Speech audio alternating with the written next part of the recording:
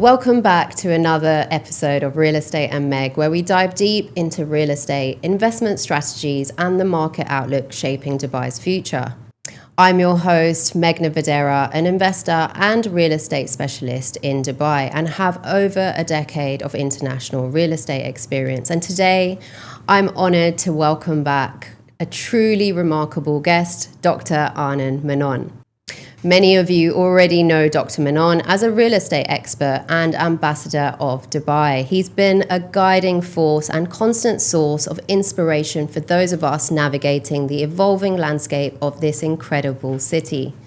Today, we're tackling a timely and important topic: Trump's tariffs, trade tensions, and the impact on Dubai. We'll explore how global economic uncertainty may influence investor sentiment, capital flow, and what it could mean for the Dubai real estate market in both the short and long term. Dr. Menon, it's a pleasure to have you back. Thank you for joining me. Thank you for having me back, Meg. Always good to do a podcast with you. Thank you. So now that President Trump has increased tariffs, particularly on China, how do you see this affecting global investment flows, and what domino effect could that have on investor interest in Dubai's real estate market? Okay, I think one of the cities that is perfectly poised to benefit actually from the trade wars and the tariffs is Dubai. And the reason there are multiple reasons, which I'm sure as we go through the podcast, I'll reserve some of the answers for later. I think the first thing that we're looking at is whenever there is a tariff levy and there's the potential for a trade war to happen, the economies start becoming very volatile. Paper assets start to become risky. Yeah. And smart investors at that moment start to shift most of their paper assets into hard assets. Okay. So when you move it into a hard asset, real estate being one of them, you want to look for economies that are stable as well, because the performance of that asset is linked directly to a stable economy. Now, according to the US World and News reports, the number one stable economy in the world is the UAE. So when I am in an economy that has the potential to become unstable or volatile, I want to park my money in a hard asset, in a city or a country where the economy is stable. Today, we are the number one stable economy in the world. So by default, we become the first choice for many of these investors worldwide. So we actually see that this tariff war that is going on, the trade war, benefiting us because we have now suddenly caught the imagination of some of the investors in the world, including those people who have been previously investing with us, but they're seeking to put more in so they can come into a more neutral city. Now, in addition to that, the hard asset performance matters.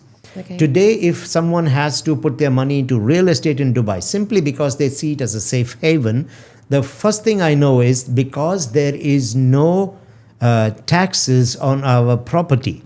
Yes, it means that I can still get to have a decent return. Why that return? Because we know that there is a huge demand based on the economic agendas of Dubai. Therefore, the hard assets will perform well.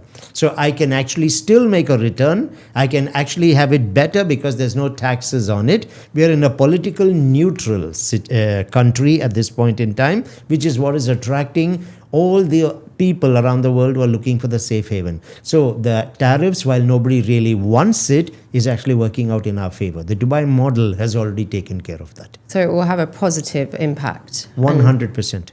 Fantastic. No, that makes sense, exactly what you're saying. How do you think the recent downturn in the crypto market could affect real estate purchases in Dubai, especially considering a lot of our investors rely on crypto gains to purchase assets in Dubai? Well, I think what's going to happen is you will see a sense of urgency. And if crypto is underperforming at this moment, and it will drop a bit more and then it will recover. It's part of the global strategy being employed by Trump. He's already announced he wants to go into a crypto reserve, right? Yes. So for that, the strategies are you put things into place, policies that cause the Bitcoin to dip. Yeah. Now, once it starts to dip, it is much cheaper. So it allows me to purchase a whole lot more at a cheaper rate. And then you reverse the strategies to make the reserve get stronger. Of course. So you drop it so that you can pick up a whole lot more, and then you increase it so the value of your reserves go up. That's what he's looking to do. But since the Bitcoin is in a slightly uncertain phase, this is exactly why a lot of investors are actually showing more interest in Dubai now, because I'd rather park my money now and even pay a lot upfront so that once I've converted that into a hard asset, even if it falls further, I'm protected. So the strategy for many of these investors now would be to put larger amounts or buy the property paying upfront, because then I don't have to risk paying more when the currency falls. So it's actually positive for us, even with the investors who are paying Bitcoin, because we can see more interest, or those who probably were thinking of buying and were waiting. Yeah. It's going to create a sense of urgency for them. Dubai is ready to welcome these investors in, because they also know that once I convert that into my hard asset, the highest potential to have a safe hard asset in the world right now is Dubai. Of course. So do you think it will be a shift from crypto to back to the traditional banking methods, or to purchase property? No, will it cause that shift? That won't happen. I don't see that happening at all, because the world is moving forward on digital currencies. I think that's going to happen. Crypto will bounce back just like everything else does. But the opportunist understands that when I see potential drop right now, I actually put that into another asset that can still perform at this moment. So that is what these people are looking at doing, to put it in another asset, and later on they can look at re-entering into crypto markets while they see it making a turn to the positive. So for us, that is good, because since many of the developers here are accepting crypto today, it is legal as a payment method. We are going to benefit from this. Okay, no, that makes sense as well. Do you think Dubai could emerge as a safe haven for investors during this period of global political and economic uncertainty, or might this instability lead to more cautious investment behavior? Okay, it's actually a safe haven. Today, Dubai has always attracted people on returns, opportunity, ease of entry as well as exits into the market, and high demand, which is actually the reason why people are making so much money, and no taxes on it. So today, Dubai has become two things. One, not only is it still attractive as an investment destination, it's also now being seen as the safe haven. Particularly when you look at Europe, when you look at China, and when you look at Russia, all of these people are showing a lot more interest in Dubai right now, given what's happening. I actually worked some numbers on this, so let me share that with you. The announcement of tariffs originally started with Canada and Mexico. And then it was a pullback for a certain amount of time. This happened right at the beginning of March. And then came the announcement that multiple tariffs were going to be announced across the world. Trump had his fancy board that he showed to people. He came up with a generic across the board tariff, which was the 10%. And then he had others very, very specific. Now, we know already for the last 6 to 7 weeks, investors had already begun speculating. So what I looked at was, how did the real estate market in Dubai actually perform during these times? So I looked at the numbers from the 1st of March till about the 23rd or 23rd of April. So because we already saw people speculating and wanting to hold back, at least in the conversations. Of course. So here are the numbers, just for us to have an understanding. From 1st of March till the 23rd of April, Dubai registered 33,799 transactions. The value of those transactions was 114.54 billion. Now, what that equates to, we had 34 days of registrations. You have to take out the Saturday, Sundays, and you had to take out the Eid holidays that came in between. So with 34 days of transactions, it meant on an average, we had 994 transactions registered every single day with a value of 3.37 billion. Now, if I look at, we're talking during the period of uncertainty and speculation. If I look at the numbers of the last year, which was our highest ever year in the history of real estate in Dubai, the average daily registration was 856 transactions. So even in this moment, with the uncertainty, we are registering on an average 16% more transactions every day on an average. The average value last year in our highest performing year was 2.88 billion. We are now registering 3.37 billion as an average. That's a 17% increase on the value being registered every single day. So even with the speculation, we are actually registering 16% more than our highest performing year as an average. on the transaction volume and 17% on value. Now, let's be fair to that number. Registrations in Dubai are not sale on that particular day. It could be transactions that happen 2 weeks earlier, 4 weeks earlier, even 6 weeks earlier. Of course. So to see the real impact on registered transactions in terms of the Trump influence, we probably have to wait for another 3 to 4 weeks. Okay. Even if we do see a 15% drop in the activity, we will still match the average day of the highest performing year in Dubai, which was last year. So we are sitting in a very strong place right now in terms of market performance, and that's the reason why it will attract even more people to come in here, because while there is global turmoil, Dubai is sitting secure. Our policies are also helping in this. We have government regulated supply. We have political neutrality, zero taxes on the investments in real estate, right?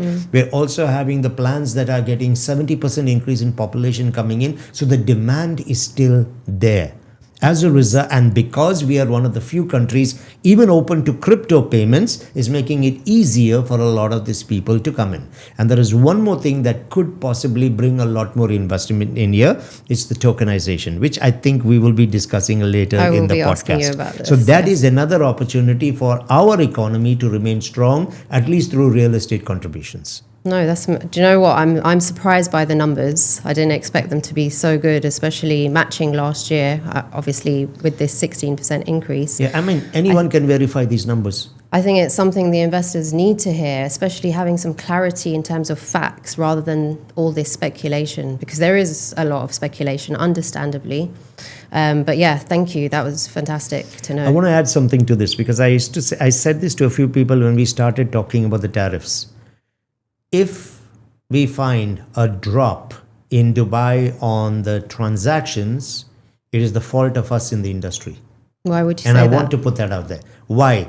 We understand Dubai. We understand our government strategies. We know what we have in place to attract the investments, and we know why we are the haven today. And it is our responsibility to be able to educate all these international investors to show them why. So when we have the opportunity to help you to save your money or protect it, and we are not in a position as ambassadors for Dubai and real estate to explain this to our investors, then we have to take some responsibility for the drop in transactions. We cannot just park everything on an investor and say investors are speculating and they're holding back. Your role, my role, is to help them to understand this is exactly now that you should be doing the investment. 100%. So that is the reason why I'm putting it out there, that I think all of us do carry some responsibility for this. No, I agree. Probably get a few bashings on this particular point, but it has to be said, so it's out there. No, it's understandable. Obviously, knowing the facts and figures like you, I think it's really important for investors to know, and it is our job to tell them this. 100%. Why would we not show them that this is where you come right now? Yeah. No, this is the solution to the problem. Rather than just hearsay and listening to a friend over dinner. No, I totally understand that. How might rising tensions between the US, China, and EU impact the UAE, given its strategic role as a trade and investment hub in between the East and the West? Okay. Because we are in the East and the West, we are the least affected by these regions. Because when you are part of that region, then the fallout is more. Now, if you look at the West is today in a political gridlock. The European Union is in that. The US is in that right now. So there's a political gridlock that's bringing a lot of uncertainty to those markets. The future is not clear. The East, China in particular, is going through a volatile economy. Many of the Asian countries are facing this problem. Look at Singapore is another example. So they're facing the brunt of that. Because we are politically neutral, this puts us in an ideal position for a lot of that money to flow in here, at least temporarily, for some amount of time. Particularly Russia, the Northern America, as well as Europe, are very, very keen now in moving lots of money into Dubai. China is also looking at it in a big way.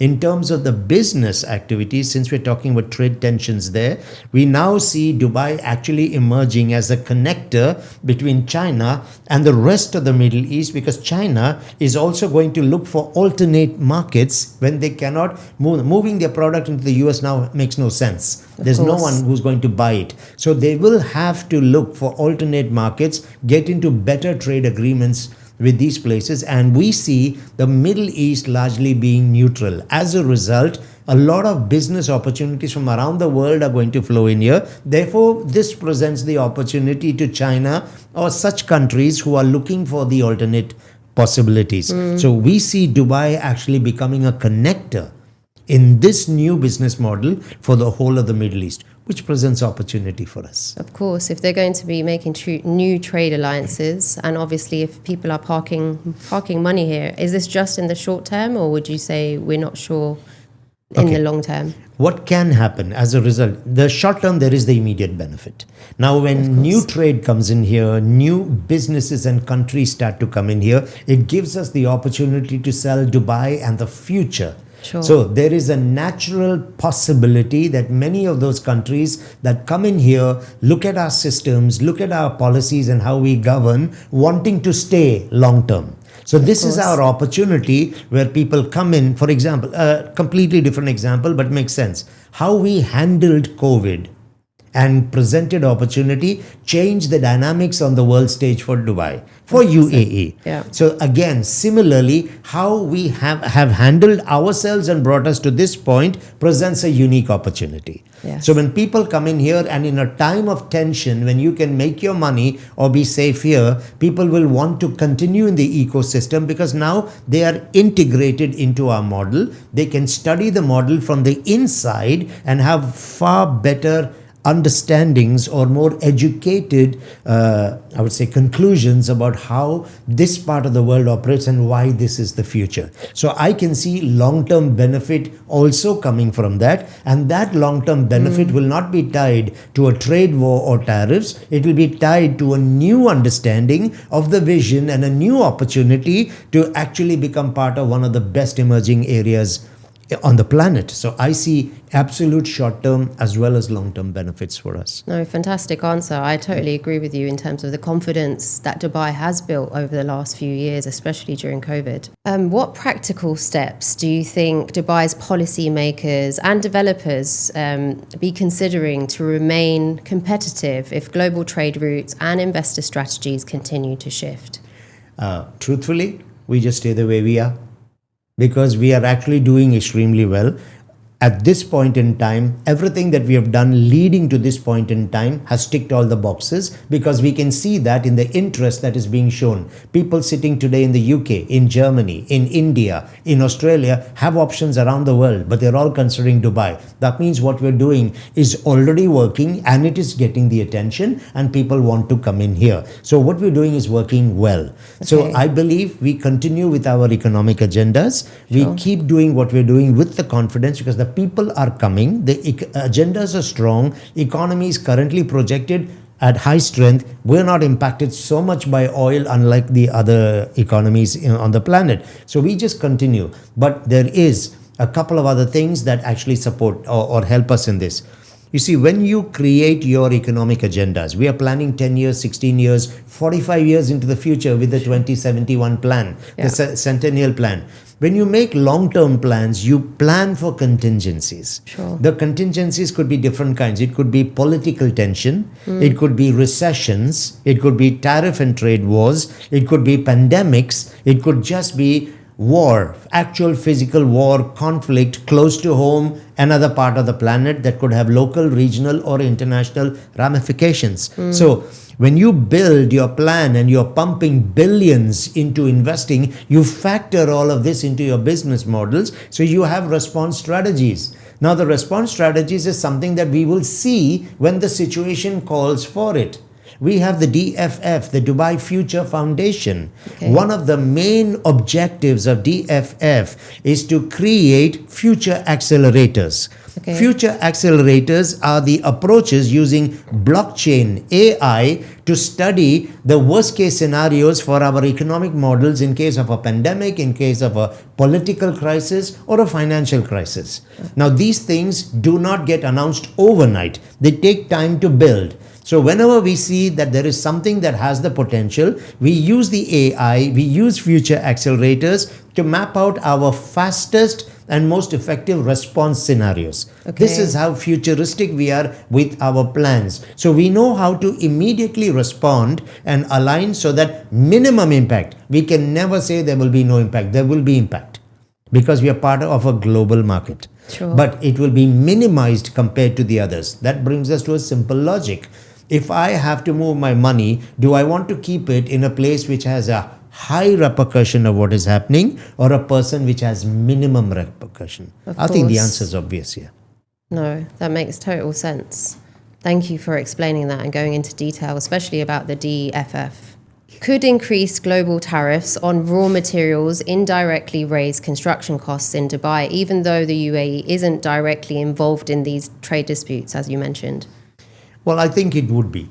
Now, when costs go up across the world, it could be balanced. It could have two sides of the coin happening here. The first thing is, if we are importing from countries that now have a high tariff system, then that could increase costs.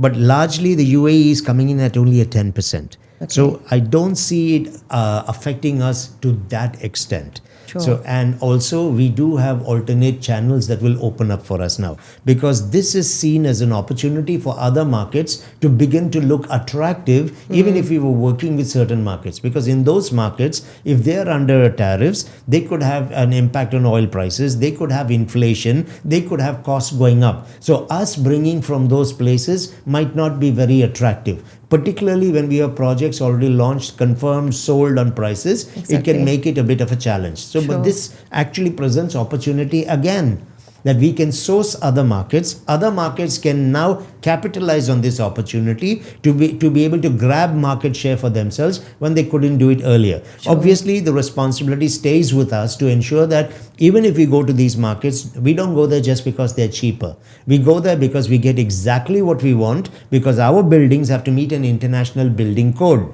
We have a vision for brand Dubai. We want to build the best city in the world. Yeah. We're going for a platinum certification for Dubai. So that means we cannot compromise on the standards and the quality that we want. We're just looking for more markets, and other markets that will start emerging now will be taking the opportunity that has now been presented to them. So we will have other sources that will definitely come up. Would it still have an impact on prices? I believe to a certain extent, yes. How much? No one is sure right now. Sure. So it sounds positive. It's going to create some opportunity for new alliances and new trade for us and other countries. And obviously the impact, yes, of course, you're saying in one hand it's positive, obviously. It is positive because, one thing that I know I cut you off, sorry for that.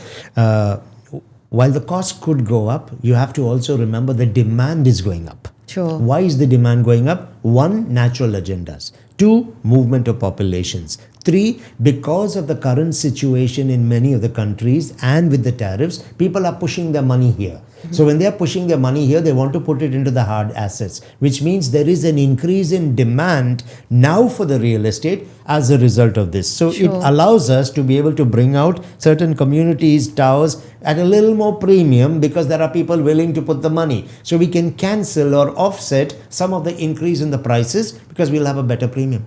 No, exactly. It seems like it will balance itself out in the long run. Yeah, but this can, again, the credit goes to the government of Dubai for this, because why can't the other cities do this?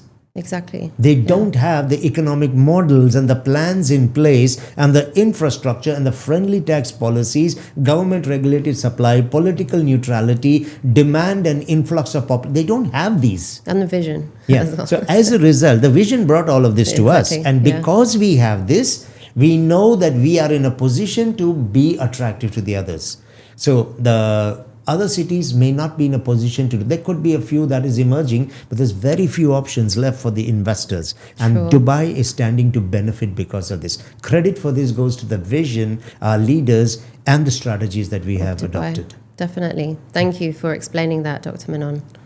If global supply chains face disruption again, I know we touched upon this, like COVID or previous trade wars, how might that impact Dubai's economic momentum and development pipeline? And I know you were just speaking about the construction side of this as well, but maybe if you can add. Okay. One of the things that it affects everybody, like I mentioned earlier.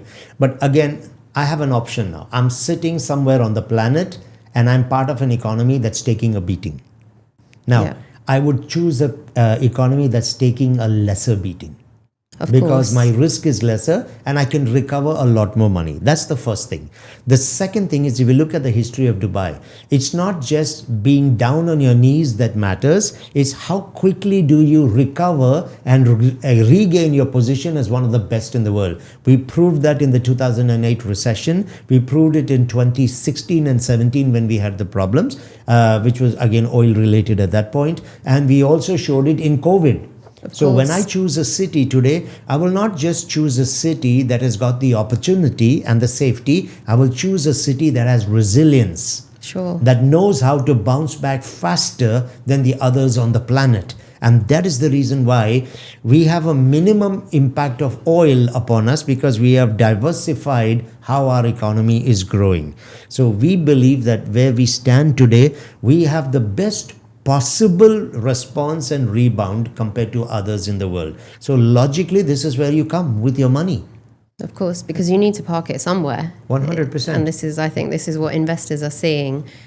If everyone is going to get impacted by what's going on, who's going to be impacted the least? And I think that's what you're saying in terms of how long? And for how long? How quickly you rebound is important. So I may lose. Even if I put my money now in Dubai, I could for some time lose. But I know for sure, based on past history, Dubai will bounce back. 100%. And Dubai will bounce back faster and better than the rest. That is the reason why the people will choose Dubai. And they've learned. I think every time, like you're saying, something has happened, yes, the learning based on evidence. Yes, of course. No, totally agree with this. Thank you. And I will I know we touched upon oil, and I just want to ask you in a little bit more depth, how could Trump's trade policies impact or influence oil prices? And what would a major shift in oil markets mean for, I know Dubai isn't very reliant on oil, however, the broader UAE economy, and maybe if you speak about Dubai versus UAE, how it will be impacted? Okay, Dubai is between 2 to 3% of our economy is dependent on oil. But we're talking of when markets are good. So when oil is hurt, okay, in terms of the pricing, it affects multiple industries. So through that, inflation can come in, cost of goods, or if economies are slowing down because they don't have the money, then oil prices can even fall because the demand is less. So that demand can hurt multiple industries, and many of those industries could be some that we require as part of our economy. So it does affect a lot of, it does affect everybody, including Dubai. Okay. Now, in terms of, I go back to the same answer, we will be the least affected compared to the others. So I'd rather put my money in a city where I will lose the least rather than lose more of it where I am. But with our future accelerators, with the Dubai Future Strategy programs, with the future labs all coming up from DFF, we are working on creating the best response systems. We are also looking, today you will see that the world is starting to move away from oil, and we as an economy have moved away from it very, very early. So alternate sources of energy will start coming up. So dependence globally on oil needs to reduce. Okay. When you are in an economy that is still largely oil dependent and you're not progressing to future technologies, you are at high risk. So for us, we are already moving into the future technologies to minimize the risk to our economy by being dependent on oil. In the other way, the oil would hurt because of Trump's policies is stock markets start to tumble. Yes. So when stock markets get affected, when economies start to become volatile, people lose a lot of money. It just gets wiped out from the market. So from that perspective, there could be impact even on our financial indices, and it can affect a lot of global corporations who are with us. But then that is going to be across the world. And this is what we've been seeing, isn't it? Oh yeah, So, look, we're seeing that, but we're seeing it across the world. So we understand right now, no one can point a finger at Dubai and say, you guys are not able to handle this, or you guys are down because of what happened. Show me who's not down. no, Everybody's of course. down, but look at who's bouncing back faster and who's having a better response strategy in place. That's where you come with your money. No, of course. Yeah. No, that makes sense. How important is geopolitical stability in attracting foreign investment, and is Dubai well positioned to benefit if uncertainty rises elsewhere? Okay, actually Dubai is very well positioned. We have political neutrality. So we are not seen as one of those countries that heavily lean to any one side. Therefore, Yes. we are not impacted positively or negatively if that side grows or falls. We are growing because of our agendas and our independence and neutrality. Okay. So this is the reason why when you have these economic turmoils, political turmoils, we automatically become attractive. Sure. So that is the reason it benefits us. We are doubling our foreign direct investment to 650 billion by 2033. Now, part of this plan is we did not sit in a chamber with our heads in the clouds to figure this out. We factored in potential risks, financial downturns, trade wars, pandemics. We factored all of this in and then built strategies to hit that kind of money, to double it. So a lot of what you see happening now are things that we have considered in the past and then built our response strategies to it. So for us, we are in a very healthy place right now where we can continue to see these investments coming. Where will the impact be? Because some people will have lesser spend power, or they want to hold back because they are risk averse. There you might see for a short amount of time, there's a slowdown or a drop in the foreign direct investment that could come in here. We can see that. On the flip side of it, because Dubai is built on a lot of foreign direct investment, it is in the interest of certain economies and powerhouses to make sure we are protected. Trump wants us to invest the 1.4 trillion into his economy in the next 10 years. So he will be having a softer stance towards countries like these. Yeah. And the reason we came in at such a low level on the taxes is because there's very little import or export from here to the US. Okay. So we are not seen. How are the tariffs levied? Tariffs are levied because local businesses are not thriving. Okay. Because something cheaper is coming in, therefore I can get a good quality product, but I don't have to buy American made. Yeah. So Trump's vision for that part, he's doing the right thing. He wants his country to be strong again. So he wants the people, the local people as well, to depend on American produce. Sure. To That create makes jobs, sense. because the moment I make it a little expensive for the international product to come in, people will naturally switch back to local produce. That will naturally bring demand for more businesses, more jobs. The economy becomes strong, and that is a good thing. And I think every country should be looking at how we can create a strong internal ecosystem for our business and our revenue. But how is he doing it? When he looks at the countries that are taking a big piece out of the US market, out of the local US market, he's proportionately putting the tariffs on them. Okay. So that's why you'll have some countries with 40%, some with 80%, some with 125%, like with China. Because that's the amount of business they are pulling out of the US, and so he attacks them more. When we are at the baseline tariff, which is 10%, which already tells you that we are not heavy exporters into the US. Therefore, our economy is not hurt, or our revenue models are not hurt to the US. And he sees us as a minimum threat percent.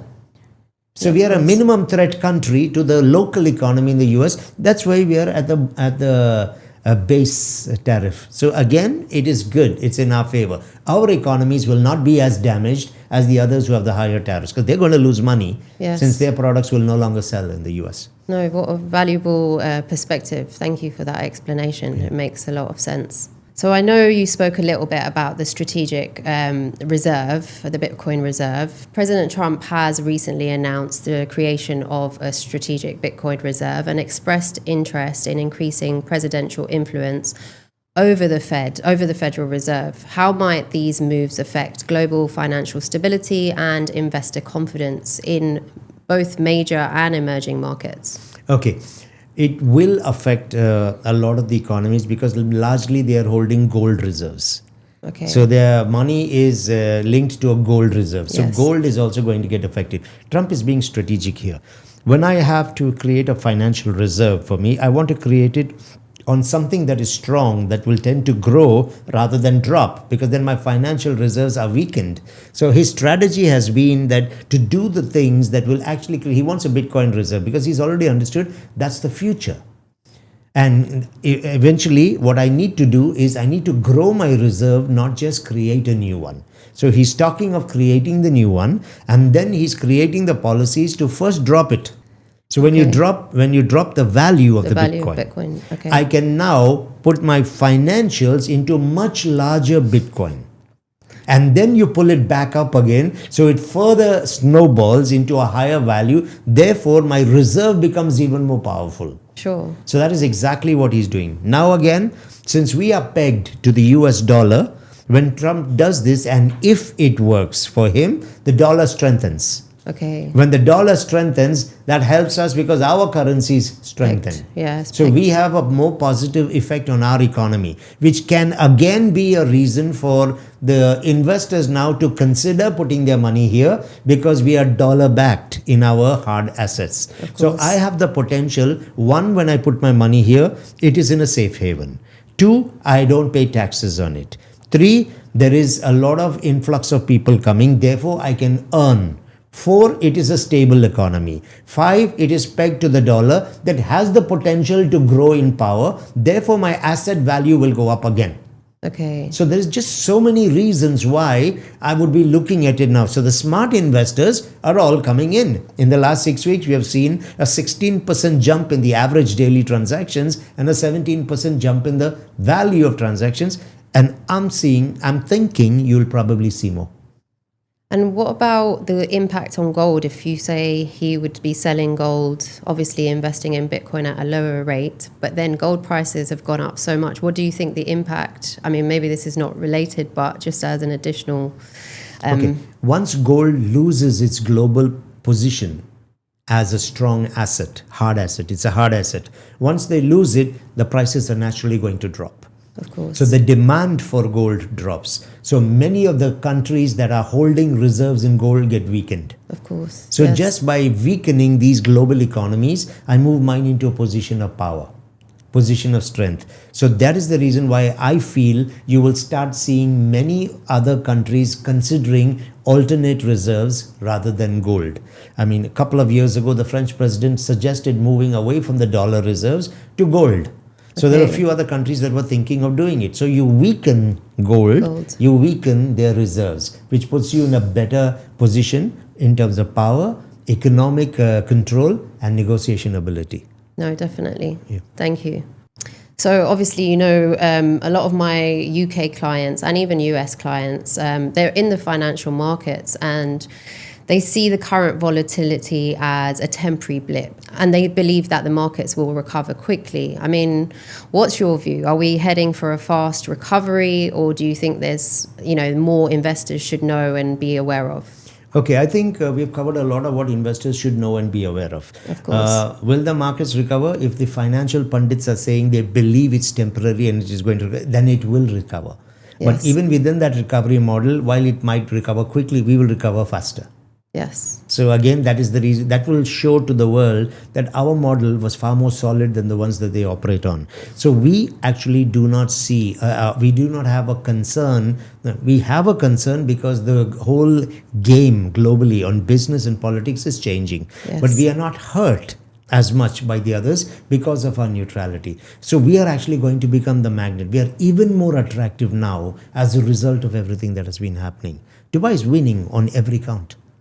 So yes, it will bounce back. That is the belief that everyone has got, and will bounce back faster, which is also another reason why when we are going into future technologies alternate lifestyles, building, creating your economy to stand on multiple pillars. We will be stronger than most economies that are still working on traditional pillars. We are based on future pillars. You always manage to simplify the complex. I love that. Thank you for your opinion on this. Just shifting towards tokenization, I know you mentioned it earlier. What do you think tokenization means for the future of real estate ownership, not just in Dubai, but globally? And how should investors prepare mentally and strategically, because it is such a new shift in the market? Absolutely. Tokenization is a new concept in Dubai. This is what I call real estate 2.0. Okay. However, the concept of fractional ownership, which is what tokenization is allowing them to do, has always been here. There have been companies here that for the last 7 or 8 years are allowing you to invest in small amounts. You can put as low as 500 dirhams and get into an opportunity. So fractional ownership, like having shares in a company, has been here already. So that is not new to the market. The tokenization and blockchain and AI coming into real estate is what is going to revolutionize the market. Now, how does this happen? The intent of tokenization is not to allow someone who does not have 2 million to put 100,000 and become part of the market. That is not the focus of tokenization. They can do it right now by going and doing a fractional ownership. So that was not the intent. Our intent was to create another channel, a digital channel through which we can access global funds. Okay. And there are multiple reasons why we are looking at doing this. Today, we are aiming to become the number one city in the world. That's where we are going.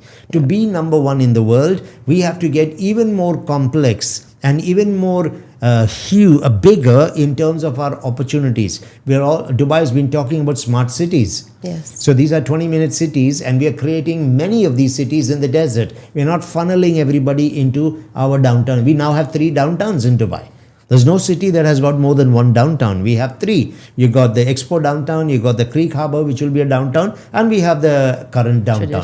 So we are decentralizing our city. Yes. So when decentralizing, because of the huge increase in population is coming, we are creating multiple smart cities.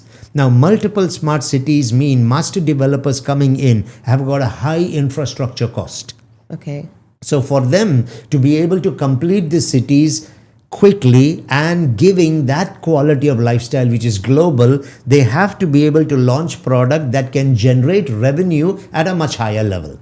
Because when I build a community, or even a single tower, there is a certain percentage from my sale of every unit that is going to go towards the construction of the infrastructure. Okay. So if I have a large community that's going to have a mall, it's going to have a beach or a lagoon, it's going to have a golf course, it might have outdoor parks, activities, schools, hospitals. To create all of that, I need cash. Yes. And that cash is going to come through my initial 20% into the projects, and then it comes from sale. Yes. So if I do not sell, I have multiple problems connected to this. If I do not sell inventory fast enough, I cannot create enough money to start working on my infrastructure. Now, the challenge I also have is because I sold now, there's a pressure to deliver those buildings in the next 3 to 4 years. Yes. But since I have not sold much, I still have the pressure to deliver. Yeah. But since I did not sell much, I don't have enough cash, my infrastructure is slow. So by the time 3 years and 4 years finishes, and if my buildings are ready, I have upset investors. Because when they came in and bought, they bought based on the whole master community and the plan, with the understanding that lifestyle will be available for me. A little bit in the future, but it would be there. Of course. Now I come to take handovers and I'm in the middle of sand. Or many of where is the lagoon? Not yet up. Where's the golf course? Not here. So what happens now? The lifestyle that was my promise and attraction is not there. Hurts me as an investor because if I want to rent it, not many people want to come and stay there. It's sand. Of course. If I want to resell it, I don't have the possibility of making a higher return because negotiation power has now moved to the next buyer. So now I have upset investors or disillusioned investors. This can hurt brand Dubai, hurts the brand of that master developer or developer, and brings in a lot of uncertainty in the market. That's only because I wasn't able to sell enough. But now we have a requirement to have more attractive communities, the best in the world, because we are attracting the best in the world. There's a 70% increase in population. We are expecting 12 areas in Dubai to go through an increase of 30 to 80% urbanization. People are coming. So what tokenization now does for me is, while it does allow more money to come into the business, I'm now reaching out to the whole world that they can do it sitting wherever they want through digital currencies. So now I have a possibility in my community. I can launch certain buildings, keep them as exclusive for individuals owners. Okay. And I can have a certain percentage of the community open to tokenization. Sure. Which now means the whole world can invest in that, because I need 100,000, I need a 50,000, a 20,000. So suddenly I can generate a lot more revenue, because people who could never buy at a 2 million or a 5 million can now put their money in. This sounds fantastic, So actually. It will that is cause why a it's lot Real of- Estate 2.0. So it encourages the developers and the master developers to get more aggressive in the size, the scale, the complexity, and the attractiveness of the opportunities, because the heavy cost of infrastructure can now be funded, because through tokenization I can sell more units quicker. So not only protects the investor, but the entry level, it makes it more affordable for people to come it in. allows even the developers to come out with more iconic product, taking Dubai to number 1 on the planet. We have these smart cities. They now become more of a reality, and it will happen faster because access to funds has just been created. So we need to watch out for what's coming in 100%. Now, how is the process going to be managed is another, because it's speculation with a lot of people. Yes. There are some answers out there. The DFF, who's one of the authorities in this, the Dubai Future Foundation, this is the pilot project. Of course. So this is the first phase of it. We have DLD, the Dubai Land Department. They Yes. will manage the physical assets. So when a developer launches a community or identifies a certain amount of inventory for tokenization, those cannot be sold physically. Okay. They will be taken off the market for the regular sales. And DLD will monitor that the sale of those can only be done through tokenization on platforms that are approved. Yes. And so Yes. smart certificates will be issued instead of the physical ones for the owners. So that DLD will ensure that those properties are only sold that way, which therefore ensures that the monies can come in to help in the communities. VARA, Virtual Asset Regulatory Authority, which is located in DIFC, will monitor the transaction phases. Okay. So for transparency, prevention of fraud, etc. And it's all being done on blockchain, which is why the security, the transparency, the speed is even higher. Maybe we could talk about how blockchain operates also slightly after this, because a lot of people still are not familiar with blockchain, especially older investors or people who are not into fintech. Even me. Yes. Yeah. So maybe I'd we love can to talk hear more. about that to see why it's such an amazing model. Yeah. So now you have VARA to ensure that the processes are clear and that Yes. there is no illegal kind of trading that will happen. So that's the second checkpoint. You have DFF that's monitoring the success of this opportunity and how much cash is it going to pull into the market before we expand and open the model. Remember, we are makes planning sense. for 9 years, 16 years. We are planning, we have the real estate strategy 2033, where we Yes. will sell 1 trillion every year from 2033. So we've got strategies to sell more, not less. So many of these are the experiments and the pilot phases that will support to create the funds. We want to double foreign direct investment. Tokenization is going to help to do that. So we are aligning everything that we're doing with the agendas. That's the beauty of Dubai compared to the other cities. So it's all there for a reason. Now, the platforms themselves have got their own checks and balances in between. Okay. We have 2 examples that I can give you straight away. Last year in July of 2024, MAG, Yes. the MAG group already announced $500 million worth of tokenized property. Oh, And they okay. were putting it, it was in 2 areas, Kitura Reserve and Dubai Creekside. And this was floated on a platform called Mantra. Okay. Mantra is from India and they've been in this business from 2007. Yes. In January of this year, DAMAC has announced $1 billion worth of property for tokenization this year. They're also doing it with Mantra. With Mantra, yes. From 2007. So we are actually seeing developers coming out. I was at another developer this morning training and the leadership is discussing tokenization. I was at another developer yesterday, a big player on the landscape. They are telling me, can you get us someone who can help us in this process? So this is all going on. So we're seeing this is starting to happen already in a big way. So again, you've got the platforms that are coming in. They will have their own verifications and checks and balances. VARA will monitor these platforms. DLD will monitor the physical assets coming into the tokenization. And DFF is going to be monitoring the success of the whole operation before this is opened out to the world. And this is all being done on blockchain and AI. Very interesting. I think, especially with the developers, obviously, I totally understand why they would want to get involved if it brings more demand for their developments. But the fact that it's regulated 100%, I totally see the advantages of going this way. It brings more cash. Of course. Who's going to say no to more cash? For some of our viewers, you did touch upon blockchain, and if we can go into more detail, I mean, what is blockchain, and can you tell us a little bit more? Okay. I'll keep it simple, okay, just so that people understand what we're trying to have. This is not a full diploma on blockchain or fintech. Let's keep it simple. Firstly, blockchain is the way forward for the whole world. Dubai has already announced AI is our future. A few days ago, we had the announcement that all our legal systems, all our laws are now going to be reviewed through AI, and AI is going to drive the future laws. Sure. So this is happening. Yes. We have a chief AI officer in every government department today. So AI is our future. So we just had the Dubai AI week. Yes. In here. So we know it's the future coming in. Now, what's the power of blockchain? Blockchain can actually dramatically reduce the time, increase the efficiency and accuracy of outputs. Emirates Airlines has just posted during this week that using blockchain, they have reduced their recruitment timelines from a couple of months to almost zero. Oh, fantastic. That's how quickly they can finish the recruitment now. Enhanced accuracy and transparency. Take Walmart as an example. If there was a food poisoning case that used to be, say it was reported at Walmart, if they had to backtrack the process, it used to take them 6 weeks to get to the source of where this happened. They're doing it today through blockchain, and they're finding out in 2.2 seconds. 6 weeks down to 2.2 seconds. So it's the future. So what is blockchain? A lot of people have concern that, there's data being locked on 5,000 computers, multiple networks, etc. Yeah. Is there a problem? Could the data be stolen? The answer is no. In fact, you're at higher risk when everything is stored at a single source.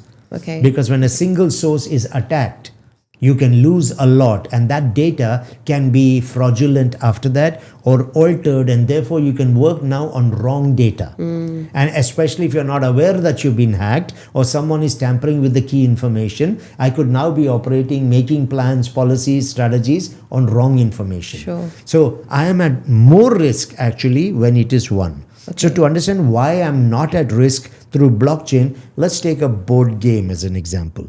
Let's say we have 4 players on a board game. In a typical model, there are instructions on how the game has to be played. That's the control. Yeah. Now, every player will play the game, but there will be one scorekeeper. Okay. And that scorekeeper is keeping tabs of how each of us is scoring. So it's one person. But that one person could possibly cheat. Sure. They could give an extra score to themselves compared to the others. So I am at risk with a single source of control. Now let's say we play the same board game, same rules. We don't change anything. The rules is the government monitoring the policies, etc. So we play the game by the rules. However, now we have 4 of us playing. Every one of us has a scorebook. Yeah. So when you score 20 points, we all 4 are recording Meg 20 points. So it's the same data, but at multiple sources. Okay. Now, when Dr. Anand scores 20 points and he tries to write 100 points, Yes. the other 3 will say, not allowed, we have put 20 each. Yeah. So in blockchain, the same information will be mirrored across multiple computers and data centers. Sure. So therefore, if there is a hack, even in one center or 2 centers, the information cannot be used. Yeah. Because all the others will cancel it out. Okay. So if I gave myself 100 in my notebook, Yes. let's say I got hacked, and then the 3 of you will say, no, it's 20. Of course. So Okay. it's actually safer. and it is more accurate and more reliable as information, and the efficiencies also are better. So that is how blockchain works. The information is stored at multiple points within the network, what's called a blockchain. These are called registers in which the information is kept. So it's just secure, it's available, and through that we have access to multiple sources to be used in 100 different ways as information, because we can be sure that the information is accurate, because it's the network that is fact checking each other and eliminating any inconsistencies. No, that makes sense. This is blockchain. So it sounds fantastic, security, but in terms of the impact, what do you think, how it will impact Dubai real estate? First thing positive, decisions will be made faster on more transparent data, more accurate data. We can bring in efficiencies. We can cut out, in many cases, middlemen in some of the processes. You have smart certificates being issued immediately online when you might have had to wait for certain time if you went through a physical process or the current digital processes. Okay, we now, anyone across the world can access the same data, and they are able to come in and they're able to invest with better informed decisions. So you will see going forward time saving, cost saving, accuracy of information, effectiveness of the approach, protection for data, opportunities, identifying more effective ways of doing it. If a Walmart could drop a 6-week to a 2.2 seconds, think of what we could do to construction processes, to accessing and sourcing of material, to imports that come in, to design, to actual execution and construction. Blockchain is going, it's now in hospitality, it's in hotels, it's in hospitals, it's in education, it's in event management, it's getting into, it's in fintech, it's everywhere. Why would real estate operate outside it? And cost-wise, do you think it will save on cost? Absolutely. It is going to save on cost, because now I've got multiple sources through which I can access my information. If I had to go to only one source, that becomes a premium. Also for me. But now I have access to it in 100 different ways. I have better ways of even understanding and using the data. It is a cost effective, because it saves on time. Time always carries a cost. No, it saves on effectiveness and efficiency. Costs are there to lack of effectiveness and efficiency. It saves in terms of the output and the final results and the quality of those results, which can bring premiums at the sale point. It can reduce on the costs in the process. We just find more efficient and effective ways of doing things. We eliminate a lot of costs in the process, because we may be very human-led in a lot of things, which can easily be put into technology and use those humans for something more effective. No, it makes sense. It is the way forward. If it wasn't effective, the world wouldn't even be moving in that direction. No, of course. Appreciate the explanation with that, especially about blockchain in layman's terms for our viewers. Thank you. You've given us so much to think about, but before we wrap up, I'd just like to ask you about oversupply in the Dubai market. So Property Monitor figures indicate a significant increase in Dubai's real estate supply, with units scheduled to be completed at approximately, let's say, 97,000 in 2026, around 85,000 in 2027, and around 50,000 in 2028. And these are units scheduled to be completed. Given these figures, do you foresee an oversupply in the market, especially during, let's say, 2027 and 2028? How might this impact property values and investor sentiment during that period? Okay. Firstly, I don't know what oversupply you're talking about. We don't have oversupply in Dubai. If there was an oversupply, why would rents be going up? Why would prices still be going up? Why are secondary transactions at a higher value? Why are off-plan at a higher value? Why are launches continuing to happen? Do you honestly think the developers would be launching in a market of oversupply? No way. It does not happen. People don't understand the model of the Dubai market. So let's probably talk about that a little bit more. Now, in a traditional market cycle, there is always one phase followed by another phase. That's a traditional market. You'll have a demand phase where you'll have the investors coming in, they're picking up sand. Yes. Now, as it comes closer to construction, 3 years into the process, you will find the developers pull back. They don't release new inventory. Why? Prices have been marked up 70 to 80%. An investor would never buy that. Yeah. So what happens is a new type of buyer shows up, which is the homeowners. Now the homeowners are going to absorb that cost because they're going to take mortgages. So they will start to absorb the inventory that is coming into the market. Some correction will happen because competition will be there to sell those units within the early buyers and the owners. They drop prices also. Some distress deals will happen. Once the market is absorbed, then will start the new demand phase. This is how people understand property. So in their mind, according to their frames of reference, where they come from, I can have only one type of market doing well. Either it is the off-plan or it is the ready home. I can't have both at the same time doing well. It doesn't fit in their frame of mind. But what people fail to understand is Dubai is driven by an economic agenda. So we are expecting 250,000 new people every year for the next 9 years. That's 1 million people every 4 years. So I have to be able to have inventory 4 years from now ready when I get 1 million people coming from 28 or 29 to 33. But to have ready inventory, then I must launch now.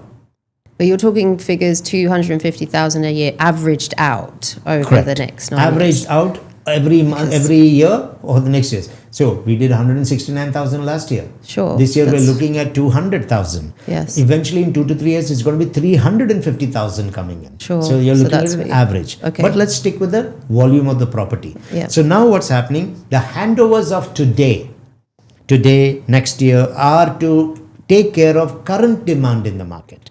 There are people now who are looking to buy. There are people who came into Dubai recently in the last 2 to 3 years. Their economical situations have improved. They're making money. They've been here 2 to 3 years. They now have access to mortgages. So whatever was launched in 3 years ago, 4 years ago, is now available as an inventory for these people. So the current market, so the handovers now is to take care of the current demand. Okay. The launches of today is not to take care of current demand. So people mix the two and think that there's a lot coming in. No, there is only a X amount of handovers happening now, which will take care of the renting requirements, the holiday homes, and those who want to buy homes now. The launches of today are to take care of 4 years and beyond. So people who are buying that is for the next 1 million coming later. But if I don't launch those now, I don't have homes. So it's two parallel markets that we are operating with. Now let's come to the numbers. Property Monitor, DXB Interact, they're all very, very good portals. But where do they get the numbers from? You have to understand, these numbers are coming from the registered project details in the land department. Exactly. So when I launch a community or a tower, I am putting in there the ACDs, the anticipated completion dates. Yes. Now the anticipated completion dates is what they pull as information and say, this year we anticipate we will have this much, next year this much. But the reality is barely 30% of what is as the projected handovers is happening in reality. So even if you look at a 97,000 units, you'll get 35,000 units coming out. Oh wow. 40,000 at max. Because if you look at the last 3 years, it's an average is 30% to 35% of what was projected. Because when I register my project, I'm not starting construction immediately. Probably I'm starting a year later, year and a half, based on sales. So based on that year and a half, I've got an anticipated completion timeline. Now, if my sales is not that great, I delay some of my construction. I need to sell more. Otherwise, there'll be no cash in my escrow. So now what happens is the construction doesn't start on time. It might have moved a year and a half, in some cases 2 years. But they're still operating on the anticipated handover. Yes. That is not going to happen. Because many of the projects that were supposed to be handed over, they haven't even started, or they're under 20% construction. So as a result, those numbers that are projected as handovers won't happen. Okay. About 30% of that will happen. Now, when you look at the new people coming in, let's just forget the current people. At 250,000 people a year as an average, we have a requirement of 50,000 homes. 50,000 homes calculated on the average family size of 5.3 for Dubai. The CEIC, Census and Economic Information Center, will give you 5.3. I heard it was 73 or something, 73,000 a year I'll tell from you. Knight Frank. Yes, so I'll tell you. No, yeah. Knight Frank has come out with a report projecting anything from 36,000 to around 80,000 units. I'll tell you how that came. Okay. And that's correct. Yeah. But let's first understand. From 250,000 people, I'm going to have an average family size of 5. Husband, wife, 2 kids and a maid is 5. Sure. But not everyone coming into the city is coming as a family of 5. Yes. There are singles coming in. Of course. So breadwinners, they pick up jobs, then gradually families will join, or they meet people in the city, they start families. So they really need the families a year later, 2 years later, 4 years later. Sure. So in essence, of the 250,000 people coming in, most of them will be singles, or they could be a couple. So our requirement for homes is closer to 75,000 homes every single year, just for the new people coming in. Okay. What about the existing people? No, of course. Now, all the new people will not buy a home, but they would need homes to live in. So they would want to rent. So the need is there for 75,000 homes. Okay. Just for the new. What about the people existing here who want to buy? But the handovers are not that much. And this is putting the pressure on the system through the demand. That's why the rents are still going up. And if these numbers are, as you say they are, that sounds like there's going to be a shortage, not an oversupply. There is a shortage. I mean, the market is clearly telling you, if there is an oversupply, there is going to be no increase in the rent. There is going to be no in capital appreciation. 19.94% is what we closed last year on. Knight Frank is projecting between 8 to 15% this year. And we always exceed the reports. Yes. How can you project an increase in an oversupply? It's not logical. No, of course. How can you have a rental increase happening when there is no demand? The demand is there and the demand exceeds the supply. People have heard things, they stick onto that, they've never verified the facts for themselves. They don't understand the dynamics and the future dynamics. They don't even understand we have parallel markets. Of course. And that's the reason they're confused. Thank you for the clarity on that. I think there's a lot of speculation around this topic, and that's why it's really good to hear some facts and figures. Appreciate that explanation, Dr. Menon. That brings us to the end of another insightful episode of Real Estate and Meg. A huge thank you to Dr. Menon for sharing his invaluable perspective on the global economy, trade tensions, and how they could shape the future of Dubai's real estate market. If there's one key takeaway from today's conversation, it's that uncertainty creates opportunity. And with the right strategy, mindset, and guidance, Dubai continues to stand out as a global safe haven for smart investors. If you enjoyed this episode, don't forget to subscribe and share it with someone who's serious about building wealth through real estate. Until next time, I'm Meghna Vadera, helping you invest wisely and confidently in Dubai.